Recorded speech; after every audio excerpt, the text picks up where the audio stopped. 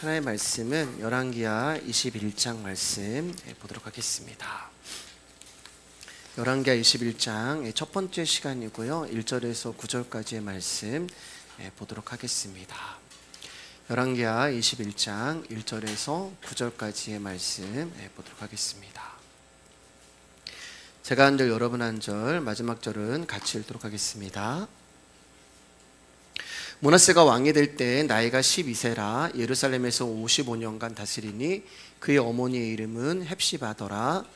므낫세가 여호와 보시기에 악을 행하여 여호와께서 이스라엘 자손 앞에서 쫓아내신 이방 사람의 가증한 일을 따라서 그의 아버지 히스기야가 헐어버린 산당들을 다시 세우며 이스라엘의 왕 아합의 행위를 따라 바알을 위하여 제단을 쌓으며 아세라 목상을 만들며 하늘의 이런 성신을 경배하여 섬기며 내가 내 이름을 예루살렘에 두리라 하신 여호와의 성전에 제단들을 쌓고 또 여호와의 성전 두 마당에 하늘의 1월 성신을 위하여 제단들을 쌓고 또 자기의 아들을 불 가운데로 지나게 하며 점치며 사슬을 행하며 그 신접한 자와 박수를 신임하여 여호와께서 보시기에 악을 많이 행하여 그 진노를 일으켰으며 또 자기가 만든 아로색의 아세라 목상을 성전에 세웠더라. 옛적에 여호와께서 이 성전에 대하여 다윗과 그의 아들 솔로몬에게 이르시기를 내가 이스라엘의 모든 지파 중에서 택한 이 성전과 예루살렘에 내 이름을 영원히 둘지라. 이스라엘이 나의 모든 명령과 나의 종 모세가 명령한 모든 율법을 지켜 행하면 내가 그들의 발로 다시는 그의 조상들에게 준 땅에서 떠나 유리하지 아니하게 하리라 하셨으니 같이 읽겠습니다. 이 백성이 듣지 아니하였고 므낫세의 깸을 받고 악을 행한 것이 여호와께서 이스라엘 자손 앞에서 멸하신 여러 민족보다 더 심하였더라. 아멘. 오늘 말씀의 제목은 무엇이 복된 인생인지는 세상의 마지막 끝에 서봐야 합니다 라는 제목으로 말씀 나누기를 원합니다. 옆 사람과 인사할까요? 귀하십니다. 귀하십니다. 열왕기하 21장은 히스기야의 뒤를 이어 왕이 된 므낫세의 악행에 대하여 기록이 되어 있습니다. 므낫세는 히스기야의 아들임에도 불구하고 히스기야의 신앙을 따라 이스라엘을 다스린 것이 아니라 이방 사람의 우상을 다시 끌어들여 드리는 악행을 저지르게 됩니다.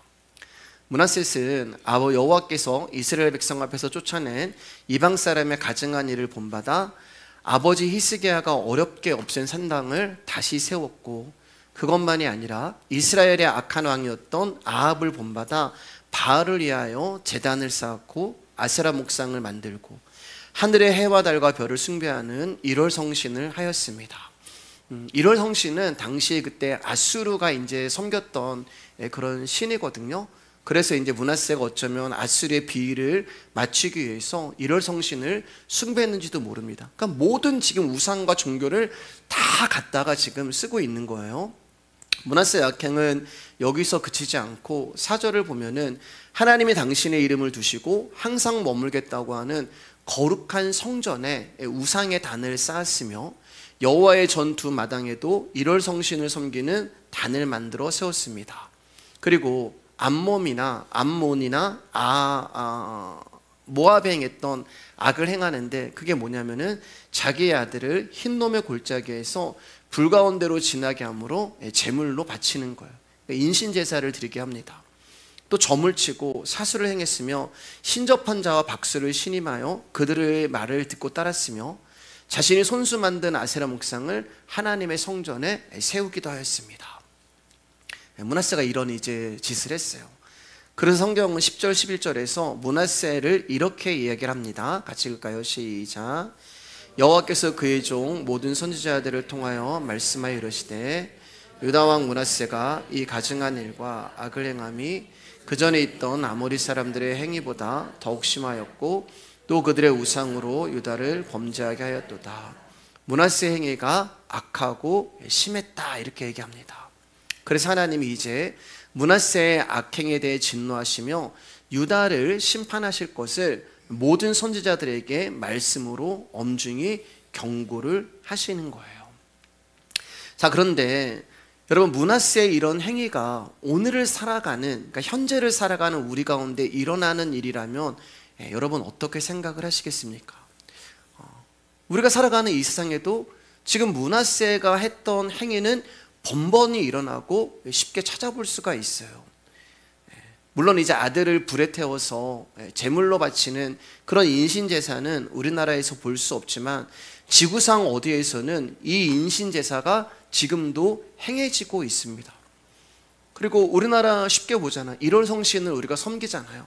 해도 섬기고 달도 섬기고 정한수라는 것을 떠나서 비나이다 비나이다라고 하면서 1월 성신을 숭배하고, 또 여기저기 세워져 있는 우상들을 우리가 흔히 볼 수 있고, 점치는 박수와 귀신을 섬기는 무당도 있고, 그러니까 므낫세의 행위들을 사실 지금 우리가 살아가는 이 세상에도 흔히 볼 수 있는 그러한 것들이라는 거예요.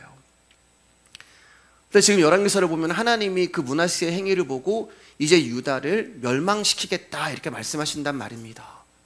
자, 그러면 오늘날 므낫세의 행위가 번번이 또 우리 주변에서 흔히 볼 수 있는 것들인데, 그러면 여러분들은 그러한 사람들의 행위를 보면서 야, 하나님이 이제 이 나라를 멸망시키겠구나 라고 하는 그런 생각을 가지고 계신가요?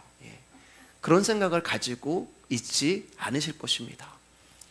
그냥 예수님을 믿지 않고 미신을 따르는 것을 보면서 아이고 저 인간 지옥 가겠다, 아니면 그것을 답답하게 여길 정도지, 하나님이 저 모습을 보고 이 대한민국을 망하게 하시고 진노를 내리시고 심판하시겠다라는 생각은 사실 우리는 그렇게 크게 하지 않아요. 더군다나 우리나라 헌법에는 종교의 자유가 보장되어 있습니다. 따라서 우리나라의 법은 므낫세의 행위를 본다면 므낫세가 어떤 신을 섬기든 또 어떤 행위를 하든 그것은 우리나라의 법으로 다 갖다 놓으면 개인의 종교예요. 개인의 신앙이고 개인의 자유예요. 그렇기 때문에 지금 성경이 말하는 것처럼 심각한 악도 아니고 심각한 죄도 아니라는 것입니다. 어쩌면 그 사람들 편에서 이렇게 말하는 기독교를 보면은 야, 저 기독교는, 저 예수 믿는 사람들은 도대체 왜 자기들의 신앙과 자기들의 종교에만 구원 있고 그것만 옳다고 규정하는가? 저는 이기적인 종교야, 이기적인 하나님이야 라고 그렇게 정의를 내릴 수가 있어요. 자, 그럼 세상은 그렇다고 치고 여러분은 므낫세 행위가 어떻게 보이십니까? 하나님께서 진노할 정도로 큰 악행을 저지른 것처럼 여러분 보이시나요? 아니면 종교의 자유를 이야기하는 세상 사람들처럼 대수롭지 않게 여겨지시나요?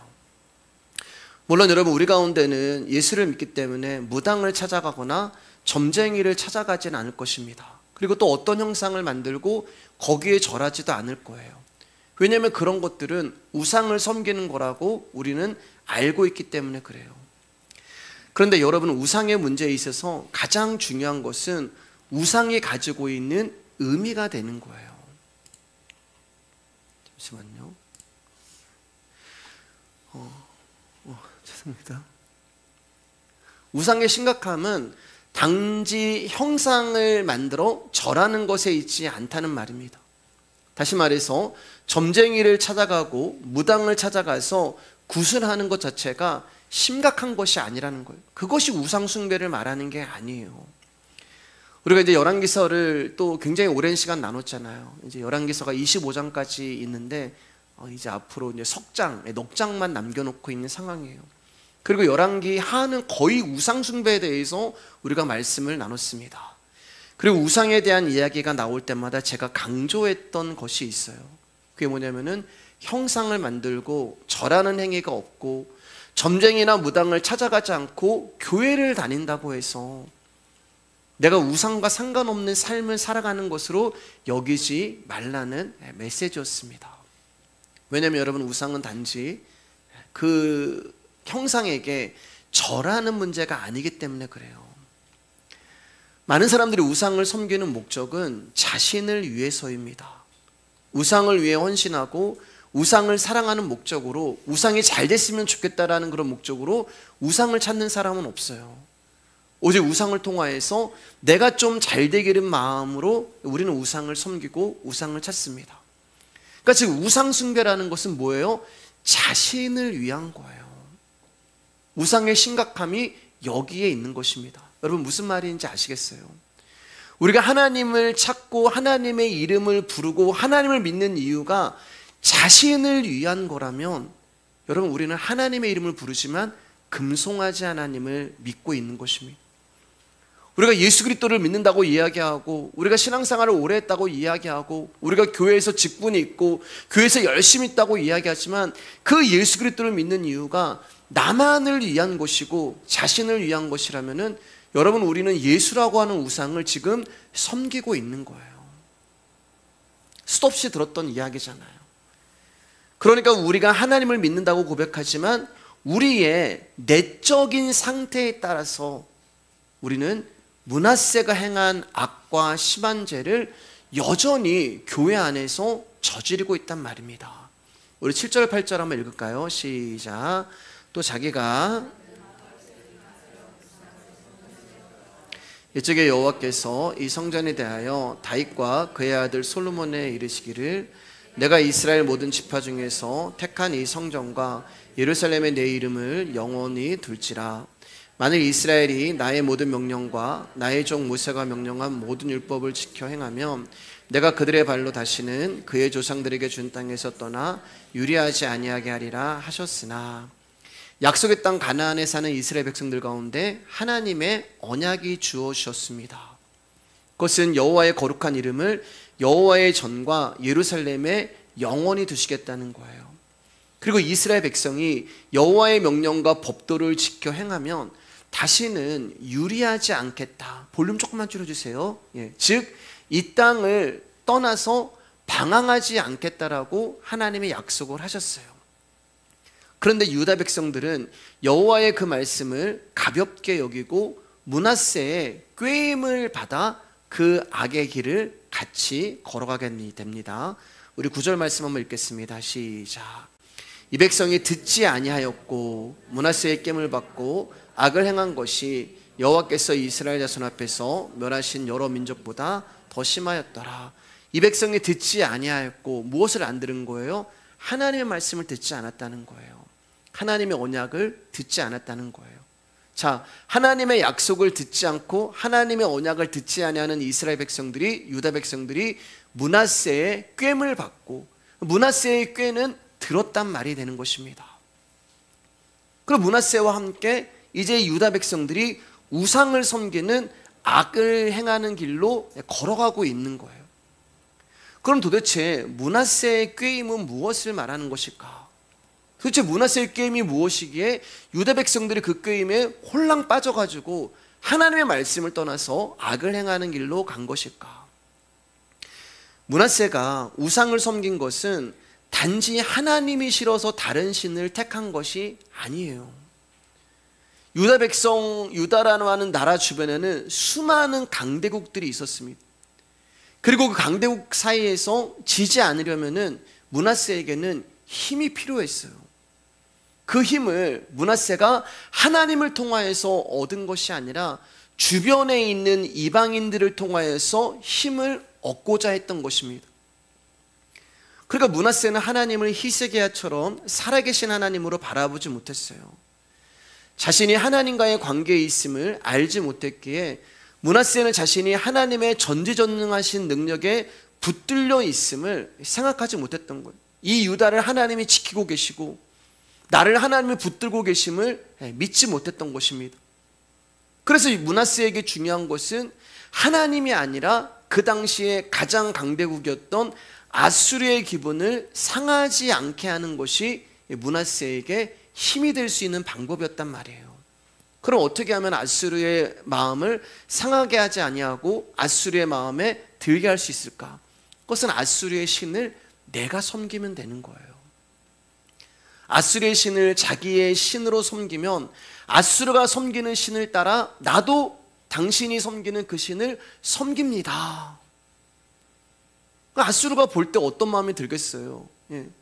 마음에 들잖아요. 하나님을 떠나서 우리가 믿는 신을 섬겨 너는 나와 같은 동질이야. 너는 나의 동역자야. 그런 마음이 드는 거예요. 그리고 그러한 므낫세의 정치적인 그 행보, 그거를 백성들이 바라볼 때 야, 참 지도자가 뛰어나다, 지혜롭다. 므낫세의 이러한 처신이 백성들이 볼 때도 옳게 여겨지는 거예요. 왜 여러분? 그 말은 무슨 뜻이에요? 백성들이 봐도 하나님보다 아수르가 힘이었기 때문에 그렇습니다. 그게 므낫세의 꾀임에 빠진 거예요. 므낫세는 유다를 위협하는 이방인들에게는 그들과 가까운 관계에 있다는 모습을 보여줘야 했습니다. 그것이 바로 그들이 섬기는 신을 같이 섬기는 거였어요. 그것만큼 외교적으로 효과 있는 정책이 없었던 것입니다. 그리고 강대국들과 좋은 관계를 유지하면 유다에게도 분명히 도움이 된다고 생각을 했던 거예요. 그리고 이런 므낫세의 정치적인 정책을 백성들도 받아들인 것입니다. 결국 백성들도 하나님의 자신들과 함께 하시고 인도하심을 믿고 하나님의 명령과 법도를 따라 순종하는 것을 중요한 것으로 여기는 것이 아니라 자신들에게 유리하게 보이는 정책을 펼치는 므낫세에게 동조함으로 함께 악을 행하는 길로 나아가 버린 거예요. 이것이 므낫세의 꾀임에 빠졌다라는 말씀이 되는 것입니다. 만약에 백성들이 하나님을 믿고 하나님을 신뢰하고 하나님을 의지했다면 므낫세의 행위를 거부하고 그 왕을 탄핵했어야 마땅한 것입니다. 그러나 백성들은 자신들에게 유리한 길을 조춤으로 므낫세의 길이 여호와 보시기에 악을 행하는 것임을 생각하지도 않았던 것입니다. 여러분, 이스라엘이 행해야 하는 것은 여호와의 이름을 기념하고 높이는 것입니다. 여호와의 전이 바로 그런 것이에요. 이스라엘은 애굽에서 자신들을 구출하시고 원망과 불평으로 가득한 이스라엘을 약속의 땅으로 들어가게 하시고 그것을 기업으로 허락하신 여호와의 사랑과 은혜를 높이는 것이 이스라엘에게 가장 중요한 것이었어요. 왜냐하면 다른 민족과 상관없이 이스라엘의 미래만큼은 여호와 하나님께 있었기 때문에 그렇습니다. 이 말은 하나님은 다른 민족에게 관심이 없어요. 아수르에게도 관심이 없고 바벨론에게도 관심이 없고 모압에게도 관심 없고 암몬에게도 관심이 없고 하나님은 당신의 백성 이스라엘에게만 관심이 있었단 말입니다. 그렇기 때문에 이스라엘 백성들이 자신들에게 유리한 게 무엇인가, 나에게 이익이 되는 것이 무엇인가라고 스스로 머리를 쓰고 스스로 그 길을 개척하고 모색하지 않아도, 나의 살 궁리를 하지 않아도 이스라엘만 사랑하시는 하나님은 이스라엘을 가장 선하고 가장 좋은 길로 인도하셨단 말입니다. 근데 이스라엘이 이 하나님을 믿지 못하는 거예요. 하나님이 이스라엘 백성들이 어떻게 살아도, 똑똑하지 않아도, 좀 사고를 치고 좀 하나님 마음을 속상하게 해도 하나님은 너는 내 백성이고 내 자녀이기 때문에 하나님은 이스라엘 백성들을 최고의 곳으로, 가장 선한 곳으로, 가장 좋은 곳으로 하나님은 이스라엘 백성들에게 주신단 말이에요. 그렇기 때문에 이스라엘 백성들은 그냥 그 하나님 믿고 의지하고 신뢰하면 됐던 거예요. 그렇다면 므낫세의 꾀임에 빠지지도 않았을 것이고 므낫세가 하는 그 행위가 악한 것으로 보였을 것입니다. 하지만 백성들 또한 므낫세와 똑같이 자신들에게 유리한 길을 스스로 모색하고 그 길을 선하고 좋은 길로 여김으로 눈이 가리워져 므낫세의 행위가 악행이라는 것을 보지 못하는 거예요. 그런데 유다 백성들의 이러한 어리석음이 오늘 우리 안에 있단 말이에요. 저와 여러분 안에 있단 말입니다. 여러분, 우리는 하나님을 아버지라고 부르잖아요. 하나님을 아버지라고 불러요. 왜 아버지라고 불러요? 자녀이기 때문에 아버지라고 부르는 거예요. 그리고 이 자녀와 아버지의 관계는 우리에게만 허락하신 거예요. 옆집 사람은 아저씨가 되는 거예요, 여러분. 그래서 제가 막 우스갯소리로 얘기했잖아요. 제가 예를 들어서 우리 밑에 층의 사람들이 막 떠들고 막 하는데, 내가 가서 아버지로서 한마디 하고 와야겠다, 이거 안 통하거든요. 근데 내 아들에게는 잔소리 할 수 있는 거예요. 조용히 하라고. 여러분, 하나님의 아버지라면 저와 여러분들은 그분의 자녀가 되는 것입니다. 그러면 아버지가, 어느 아버지가 자기 자식의 해로운 길로 가는 것을 보고 계시겠어요? 어느 아버지가 자기 자식에게 해로운 것을 주고 상한 것을 주고 나쁜 것을 주고 악한 것을 주겠냐고. 그렇기 때문에 저와 여러분도 우리 아버지 하나님은 나를 가장 사랑하시고 나를 긍휼히 여기시고 나에게 가장 선하고 좋은 길로 인도하실 거야, 이걸 믿어야 하는 거예요. 그런데 우리의 문제는 하나님 아버지가 인도하시는 선하고 좋은 길을 자식이 원하는 욕심을 채워주는 것으로 아버지의 사랑을 확인하려 한단 말입니다. 이게 문제인 거예요. 마태복음 7장 9절에서 10절입니다. 시작. 너희 중에 누가 아들이 떡을 달라 하는데 돌을 주며, 볼륨 조금만 더 줄여주세요. 생선을 달라 하는데 뱀을 줄 사람이 있겠느냐. 아들이 지금 떡을 달라고 하는데 부모가 돌을 주고, 아들이 지금 생선을 달라 하는데 부모가 뱀을 준다는 것입니다. 제가 왜 이렇게 표현을 하냐면은 자식 입장에서 지금 그렇게 보이는 거예요. 나는 지금 떡을 달라고 했는데 뭐야, 우리 아버지가 나한테 돌을 주네. 나 지금 생선을 달라고 했는데 우리 아버지가 나한테 지금 뱀을 주고 있네. 자식의 입장에서 지금 그렇게 이 말씀이 보이는 거예요, 여러분. 아들이 아버지께 떡을 달라고 하는데 아들이 구하는 실상이 뭐라고요? 돌이란 말이에요. 아들이 지금 아버지께 생선을 달라고 하는데 아들이 구하는 실상이 뭐예요? 아버지가 보니까 뱀이라는 거예요. 근데 아버지의 시각과 아들의 시각이 달라요. 그래서 아버지는 아들이 달라고 하는 것을 줄 수가 없는 것입니다. 그래서 여기에 자식이 돌을 달라고 하는데 돌을 줄 부모가 누가 있으며, 자식이 떡을 달라고 하는데 돌을 줄 부모가 누가 있으며, 자식이 생선을 달라고 하는데 뱀을 줄 부모가 어디 있느냐라고 성경이 말하고 있는 거예요. 세월이 흐르고 부모가 되고 인생을 살아보면 부모가 자식들이 원하는 것이 떡인지 돌인지 보여요. 지금 내 아들이 내 딸이 나한테 원하는 것이 돌인지 떡인지 보인단 말이에요. 근데 자녀들은 몰라요. 아직 어리고 미숙한 자녀들은 내가 구하는 것이 지금 돌인지 떡인지 뱀인지 생선인지 모른단 말입니다. 그래서 마트에 가면은 아들이 막 이게 뭐 사달라고 할 때 막 땡깡을 부리잖아요. 예를 들어가지고 여기는 없지만 우리 아원이가 우리 착한 아원이가 진열대에 있는 좌우에 날선 시퍼런 시카를 보면서 우리 장로님한테 아빠 나 저거 사줘. 왜냐면 아원이 눈에는 그게 뭘로 보이는 거예요? 화려한 장난감으로 보이는 거예요. 장난감 칼로 보이는 거예요. 근데 우리의 눈에는 이게 좌우에 날선 시퍼런 시칼이란 말입니다. 그거 어떻게 줄 수가 있어요? 어떻게 사줄 수가 있어요? 근데 아들의 눈에는 그게 떡으로 보이고 생선으로 보이는 거예요. 근데 세상에 어떤 부모가 아들에게 좌우에 날이 시퍼런 시칼을 사주겠어요? 사줄 수가 없는 거예요. 그럼 어떤 일이 일어나요? 들어 눕습니다. 땡깡을 부려요. 울고불고 난리를 쳐요. 왜 내가 저거 사달라고 하는데 나한테 사주지 않냐고 하면서 울고불고 소리를 지르고 땡깡을 부릅니다. 왜 하나님 내 기도 안 들어주십니까? 하나님 왜 내 소원 안 이루어 주십니까? 하나님 이거 내가 달라고 기도한 지가 지금 언젠데 왜 이거 주시지 않습니까? 라고 하면서 땡깡 부리잖아요. 금식하고 바닥에 눕잖아요. 작정하고 소리 지르잖아요. 철야하고. 그렇게 우리는 하나님을 협박하면서 기도를 해요. 근데 하나님은 그거 주실 수 없단 말이에요. 어떻게 자녀에게 뱀을 주고 어떻게 자녀에게 돌을 줄 수가 있냐는 거. 아저씨는 줘요. 나와 상관이 없는 아저씨는 줍니다. 근데 아버지는 주실 수가 없는 거예요.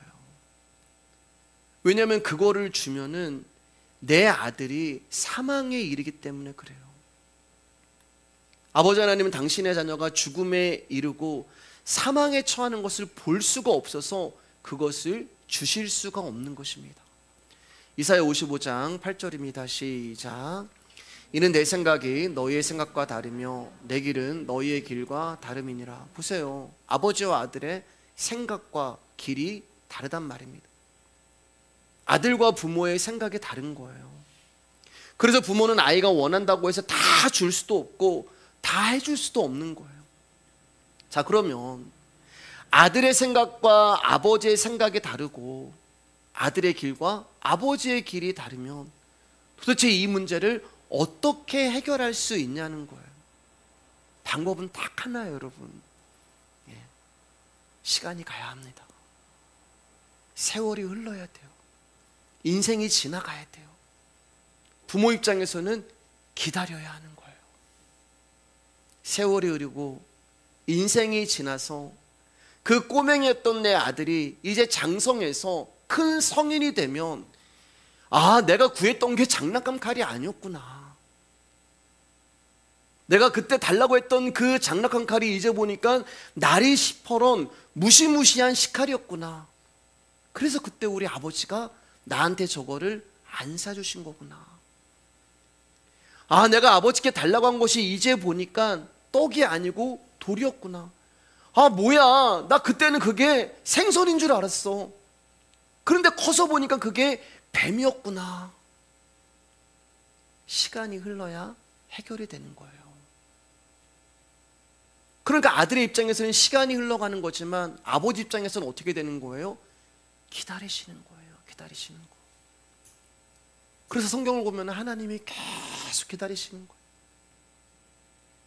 여러분, 아브라함 가운데 하나님이 아들을 주시겠다고 약속하시고 25년을 하나님은 기다리신 거예요. 근데 아브라함이 어떻게 해요? 왜 아들 안 줘요? 하나님 뭐 맨날 아들만 준다고 약속만 해놓고, 아니 그냥 나 내 종 엘리에셀 할래요. 이스마엘 내 아들 할래요. 그게 우리의 모습이라는 거예요.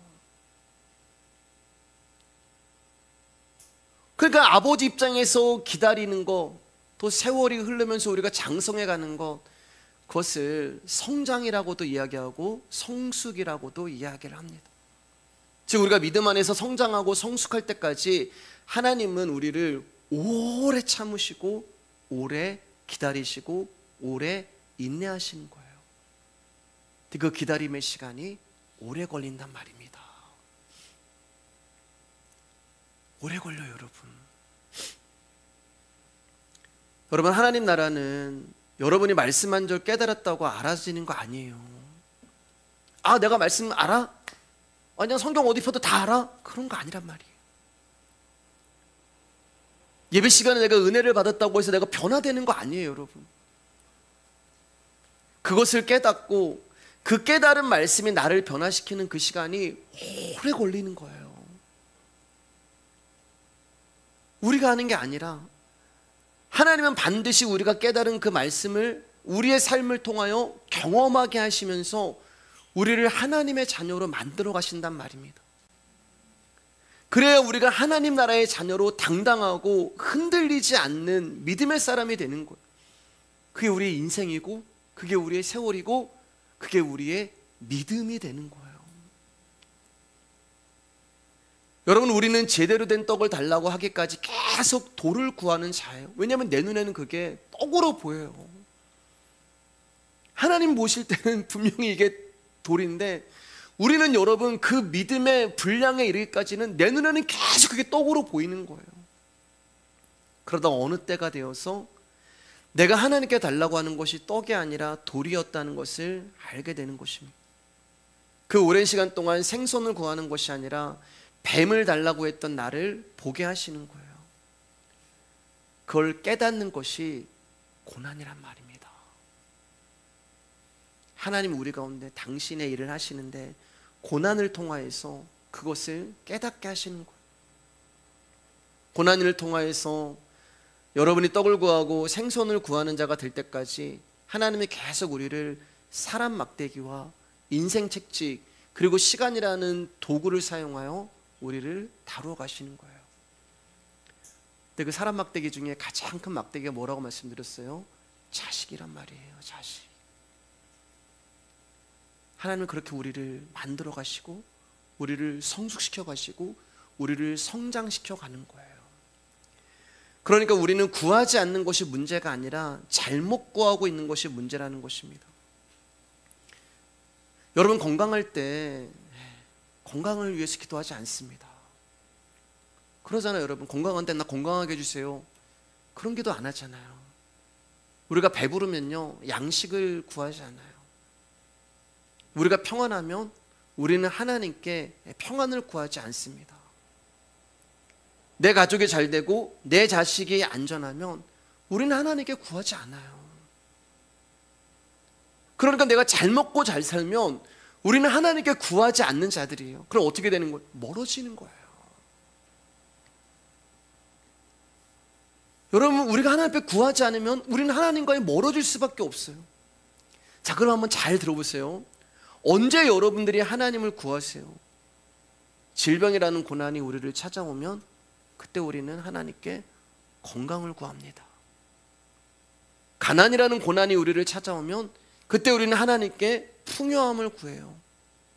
갈증이라는 고난이 찾아오면 마실 것을 구하고, 배고픔이라는 고난이 찾아오면 양식을 구하고, 불안이라는 고난이 찾아오면 평안을 구하고, 억울함이라는 고난이 찾아오면 정의를 구합니다. 그러면 여러분들이 언제 하나님을 구해요? 언제 하나님 앞에 나와요? 고난이 있을 때만 나오는 거예요. 평안하면 하나님 찾지 않아요. 그러니까 저와 여러분들은 우리의 삶에 고난이 찾아올 때만 하나님을 구하는 자들이란 말입니다. 여러분, 하나님의 마음을 잘 아셔야 해요. 그럼 왜 하나님이 우리 가운데 고난을 주시는지 아시겠어요? 우리에게 없음이라는 것이 찾아오면 우리는 하나님께 있음을 구하는 자들이기 때문에 그래요. 어떤 분이 저에게 그런 말씀을 하신 적이 있어요. 목사님 설교를 들으면 기도할 이유가 없습니다. 아니, 하나님 모든 걸 아시고 어차피 모든 것이 다 하나님 뜻대로 되어가는 거고 하나님의 섭리 가운데 돌아가면은 뭘 기도해요? 기도할 게 없네요. 이렇게 얘기하신 분이 계셨어요. 맞아요, 여러분. 하나님의 섭리 가운데 우리의 인생이 움직이고 있다는 말씀을 저도 인정합니다. 그러나 그렇기 때문에 기도할 필요가 없다는 것은 복음을 알지 못하고 하나님의 마음을 알지 못하는 거예요. 하나님은 당신의 섭리 가운데 당신의 뜻대로 우리의 삶을 인도해 가십니다. 때로는 우리에게 병을 주시기도 하시고, 때로는 우리를 폭삭 망하게도 하세요. 우리를 가난하게도 하시고, 관계도 어렵게 하시고, 억울하게도 하시고. 그렇게 하나님은 우리로 하여금 없음이라는 것을 경험하게 하시는 거예요. 그럼 하나님이 우리 가운데 이런 고난을 허락하시고 없음을 허락하실까? 우리가 하나님 앞에 구하지 않기 때문에 그래요. 여러분이 하나님을 구하고 찾고 두드리지 않기 때문에 하나님이 우리 가운데 고난이라는 없음이라는 것을 주시는 거예요. 그래서 우리의 인생을 보면 하나님이 매일 풍성하게 채워주시지 않으시는 거예요. 그래서 하나님이 우리의 기도에 응답하지 않으시는 거예요. 어떤 날은 때론 거두어도 가시고, 기도하지 않았는데, 어떤 날은 기도하지도 않았는데 어떤 날은 채워주시고, 또 어떤 날은 거두어 가시고 어떤 날은 더 풍성하게 하시고, 그것을 통하여서 하나님만을 의지하는 자녀로 우리를 만들어 버리시는 거예요. 왜냐하면 하나님이 우리 가운데 주시고자 하는 것이 여러분이 원하는 소망과 욕망과 욕심이 아니라 하나님은 우리 가운데 당신의 아들 예수만 주시기 원하기 때문에 그렇습니다. 여러분, 므낫세 이야기하다가 여기까지 왔는데 조금만 더 이 부분 나누도록 하겠습니다. 예수 분명 우리 가운데 말씀하시기를 너희는 무엇을 먹을까? 무엇을 마실까? 몸을 위하여 무엇을 입을까? 염려하지 말라고 말씀하셨어요. 그리고 그런 기도는 하나님을 알지 못하는 자들이 구하는 거고 하나님의 자녀는 그런 거 구하지 않아. 이렇게 말씀하시면서 뭐라고 말씀하세요? 마태복음 말씀 가운데 그러니까 너희는 제발 너희는 먼저가 뭐예요? 제발이란 뜻이에요. 그분의 나라와 그분의 의 좀 구해라.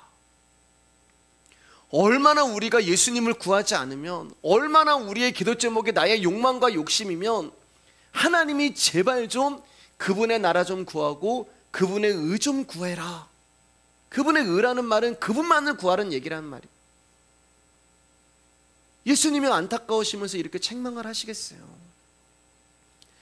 여러분, 우리는 주님 앞에 나올 때 무엇을이라는 목적을 가지고 나오잖아요. 무엇을 먹을까? 무엇을 마실까? 무엇을 입을까? 무엇을 구하고 무엇을 찾고 무엇을 두드리고. 그러니까 우리 기도 제목을 들어보면 전부 무엇이라는 목적밖에 없는 거예요. 그러면 우리가 그 무엇을 가지고 나왔다는 말은 그 무엇이 나에게 없다는 뜻이 되는 것입니다. 그럼 그 없음을 누가 주신 거냐? 하나님이 주신 거예요. 돈이 없고 건강이 없고 양식이 없고 그분의 섭리 가운데 우리 인생이 돌아가는 게 맞다면은 없음은 하나님이 주신 것이 맞아요. 자, 그러면 하나님이 우리 가운데 고난도 주시고 없음도 허락하시냐는 거예요. 그냥 주시면 안 되나? 있음을 그냥 주셔도 되잖아요. 아니 왜 있는 것도 뺏어 가시냐고요. 망하게도 하시고 아프게도 하시고 왜 우리 가운데 없음을 주시냐는 것입니다. 미워서 그러실까요? 야, 이 믿음 없는 놈들아, 고생 좀 해봐라, 이런 하나님일까요? 당신의 아들을, 하나밖에 없는 아들을 십자가에 난도질 하시면서 우리를 사랑하시는 하나님이 말씀하시기를 내가 너희의 아버지야 라고 말씀하셨단 말이에요. 아까도 말씀드렸지만 아버지는 자식이 고생하고 힘들고 어렵고 그걸 원하시지 않아요. 우리 가끔 이용 집사님이 그 강역에 또 재혁이 얘기하면 눈물 뚝뚝 흘리시잖아요. 아버지로서 너무 미안해서. 우리 육신의 아버지도 그런데 하나님 아버지는 더 하신단 말입니다. 그럼 왜 하나님이 우리 가운데 그 없음을 주시고 무엇을이라는 목적을 주실까? 아들 보고 싶어서 그런 거예요. 딸 보고 싶어서. 그거라도 없으면 우리가 하나님 앞에 나오지 않기 때문에, 이 없음이 그 무엇이라도 없으면 우리는 하나님 아버지를 찾지 아니하는 불효자식이기 때문에 하나님이 당신의 아들, 당신의 딸의 얼굴 좀 보고 싶으셔서 그 없음을, 그 무엇을 우리 가운데 기도 제목으로 주시고 그거라도 들고 나오는 당신의 자녀의 얼굴, 당신의 자녀의 목소리 좀 듣고 싶어서 하나님이 우리 가운데 그 무엇을, 그 없음을 허락하시는 거예요. 저와 여러분들이 너무 보고 싶으셔서 하나님이 우리에게 그 상황과 환경과 고난을 주시는 것입니다.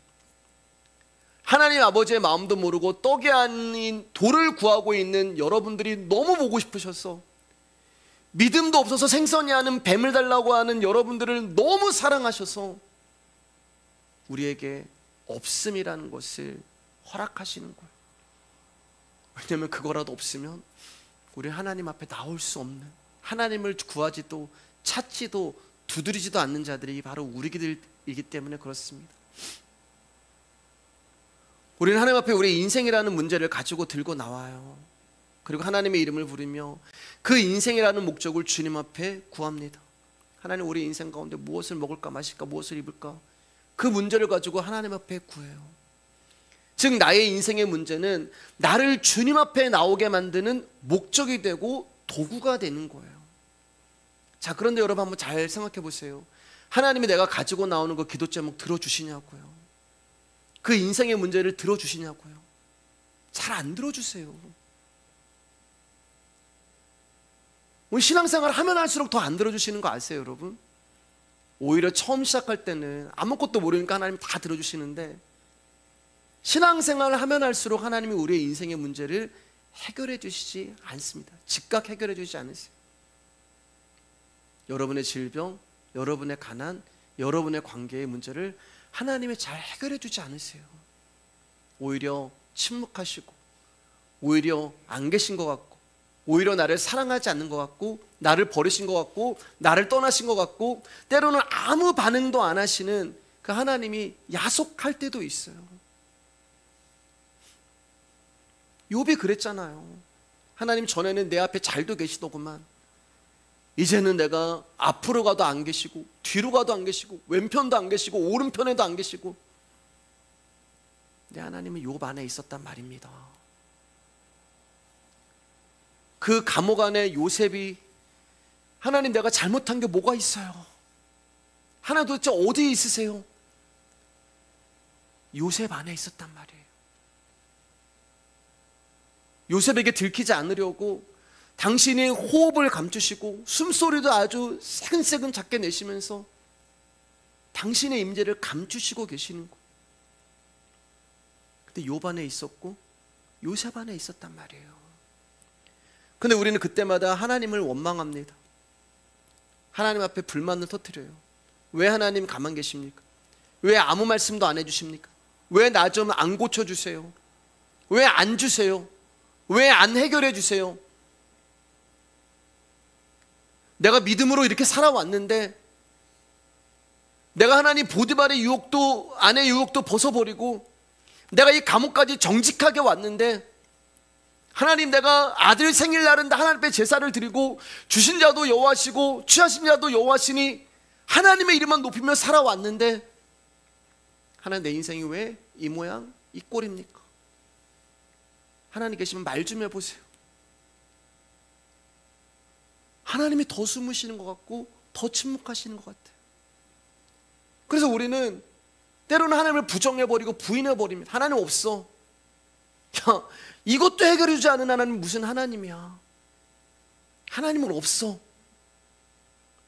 그러면 하나님 좀 들어주시지. 하나님은요, 그런 우리 가운데 다 아시면서도 더 잔인하게 일을 하시는데, 어떻게 일을 하시냐면은 더 센 거를 주세요. 그러면 어떤 일이 일어나는지 아세요, 여러분? 나 하나님 없어. 제가 옛날에 이제 저희 집이 이제 장로님 빚보증 서가지고 쫄당제 망했을 때, 학생 때 모태신앙으로 좌로노로나 치우치지 아니하고 늘 신앙생활했는데, 제가 그때 하나님 부정했거든요.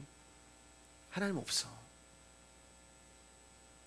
하나님이 계시다면 어떻게 이럴 수가 있어? 우리가 어떻게 해가지고 교회 건축도 하고 뭐 남들은 책 보면 교회 건축하면 뭐 3대가 복을 받는다고 하는데, 그런 하나님 없어. 근데 하나님이 여러분 어떻게 하시는지 아세요? 더 센 거를 주세요. 더 센 거를 주세요. 어머니를 데려가시더라고요. 그러면 어떤 일이 일어나는지 아세요, 여러분? 조금 전까지만 해도 하나님 없어, 나 하나님 안 믿을래, 이랬던 자가 어떻게 되는지 아세요? 하나님 앞에 엎드려요. 어쩔 수 없이 하나님을 부정하고 부인하던 내가 어쩔 수 없이 더 센 없음의 문제, 더 센 무엇의 문제를 가지고 하나님 앞에 나오는 거예요. 하나님 우리를 그렇게 다루어 가시는 거예요. 그럼 거기서 또 울고불고 난리가 나죠. 그럼 응답 좀 해주시지. 하나님은 그때도 침묵하시고 또 자신을 숨기십니다. 이 과정이 계속 반복되는 거예요, 여러분, 우리 인생 가운데. 근데 그게 하나님의 일하심이란 말이에요. 그게 아브라함을 다뤄가시는 거고, 그게 야곱을 다뤄가시는 것이고, 그게 요셉을 다뤄가시는 것이고, 그게 저와 여러분들을 다뤄가시는 거예요. 그게 하나님의 일하심이고, 그게 기다림이 되는 거예요. 그러면 반복되는 그 과정 가운데, 반복되는 시간 가운데, 반복되는 인생 가운데 어떤 일이 일어나는가? 아까 말씀드렸잖아요. 성숙한단 말입니다. 성장한단 말이에요. 어느 날 나도 모르게 성숙이 되어 있고 성장이 되는 거예요. 나도 모르게 돌을 구하는 자에서 떡을 구하는 자로 넘어와 있는 거예요. 분명히 나는 내 인생에 없음의 문제를 가지고 나왔는데 그 없음이 사라져 버리는 것을 경험하게 됩니다. 분명 나는 그 무엇을 가지고 하나님 앞에 나왔는데 그 무엇이 사라지는 것을 보게 되는 거예요. 그래서 우리 성도님 잘 아시지만, 요셉이 형들을 앞에 왔을 때, 너무 많이 들었던 얘기지만 여러분 죄송하지만 또 한 번만 들어주세요. 요셉의 형들이 요셉의 앞에 무릎을 꿇었을 때 요셉이 뭐라고 해요? 당신들의 나를 헤아려 했으나.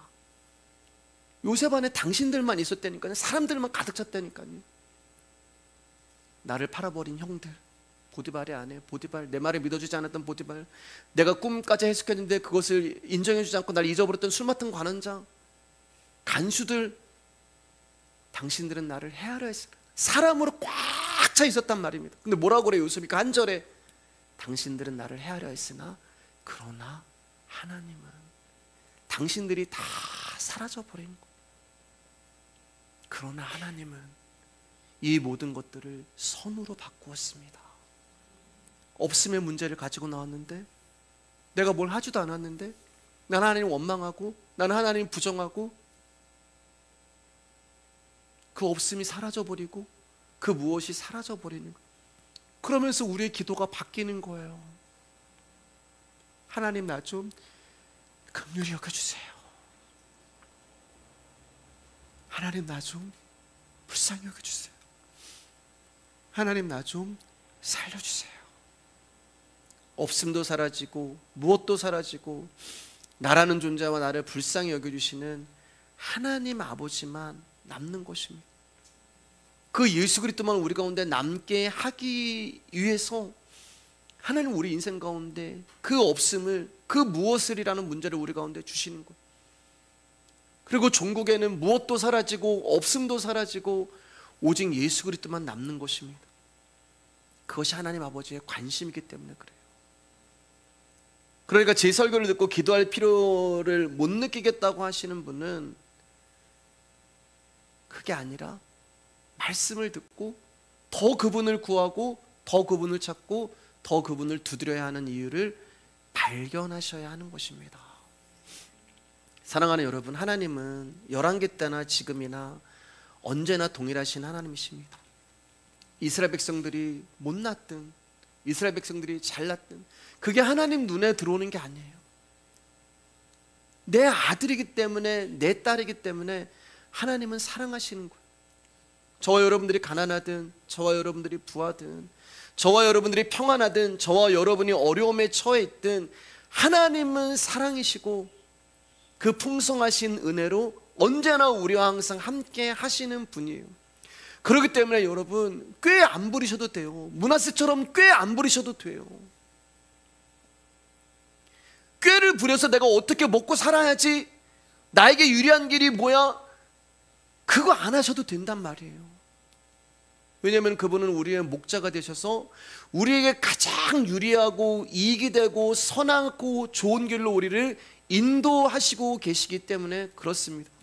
그렇기 때문에 저와 여러분들은 그저 그 하나님 배워가면서, 예배 때마다 들려지는 말씀을 통해서 그 하나님을 배워가면서 그 하나님을 의지하고 신뢰하고 하나님의 은혜와 사랑을 높이고 감사하면 되는 거예요.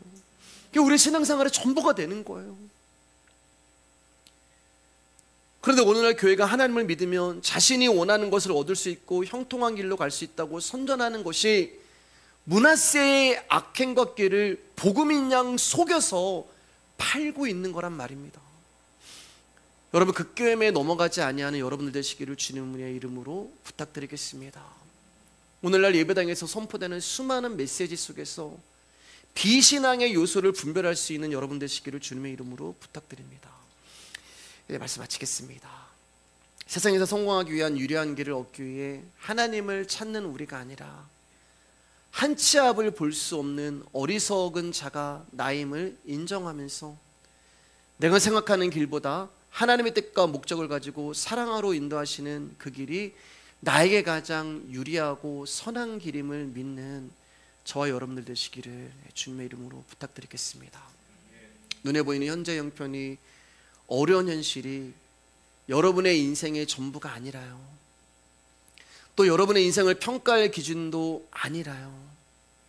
무엇이 성공한 인생이며 무엇이 복된 인생인가는 우리의 인생의 마지막에 섰을 때 내 앞에 예수 그리스도가 계신다면 저와 여러분들은 복된 인생이고 성공한 인생이 되는 것입니다. 오늘 여기까지 하고요, 다음 주에 열왕기하 21장 이어서 하도록 하겠습니다.